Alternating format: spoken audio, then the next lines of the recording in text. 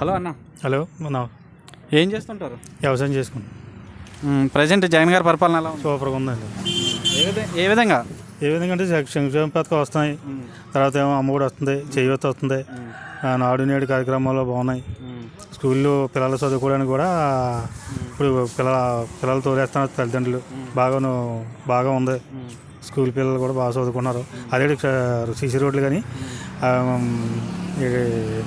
ఇది సచివాలయాలు కానీ రైతు భరోసా కేంద్రాలు కానీ మరి అదేవిధంగా మరి పాఠశాల అభివృద్ధి కూడా బాగా అభివృద్ధిలో ఉన్నాయి. కాబట్టి ఇంకా జగన్ గారి పరిపాలన ఇంకా ముందుకు ఇంకా బాగా కావాలని కోరుకుంటున్నాం.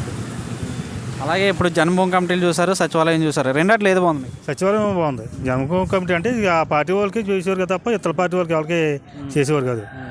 ఇప్పుడు సచివాలయం అలా కాదు కదా, అరుదులో ప్రతి ఒక్కరికి కూడా సంక్షేమ పథకాలు అందాలని జగన్మోహన్ రెడ్డి ఆదేశ ప్రకారంగా అదేవిధంగా శాసనసభ్యులు పెట్ల ఉమాశంకర్ గణేష్ గారు కూడా అరుదులైన ప్రతి ఒక్కరికి ఇమ్మని కోరుకున్నారు. అదే మా గిరిబాబు గారు కూడా అదే పద్ధతిలో నడమని మా సర్పంచులు కూడా కోరుకుంటున్నారు కదా.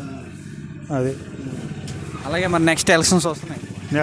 బంపర్ మెజార్టీతో శాసనసభ్యులు పెట్ల ఉమాశంకర్ గణేష్ గారు గెలుస్తారు. అలాగే మరి ఇంతకుముందు సచివాలయం రాకముందు మీరు ఎన్ని ఇబ్బందులు పడేవారు? సచివాలయం వచ్చాక ఎలా ఉంది? సచివాలయం రాకముందు పంచాయతీ ఆఫీసులో ఉరిమాలి తిరగబోయి సరిపోయింది. గొల్గొండ మండలంలో ఆఫీస్కి వెళ్తే ఇవాళ రాబోదు, రేపుగా తెలియటరా అని రకరకాల ఇబ్బందులు పెట్టారు. ఇలా అలా లేదు కదా, సచివాలయం వచ్చింది. సచివాలయం కలిసి పోతాడికి అక్కడ ఇంజనీర్ అసిస్టెంట్ కానీ వెల్ఫేర్ అసిస్టెంట్ కానీ లేకపోతే మన ఏ పనులన్నీ అవుతున్నాయా? ఏ పనులైనా కరెక్ట్గా అయిపోతున్నాయి. వెళ్ళిన రోజే అయిపోతున్నాయి.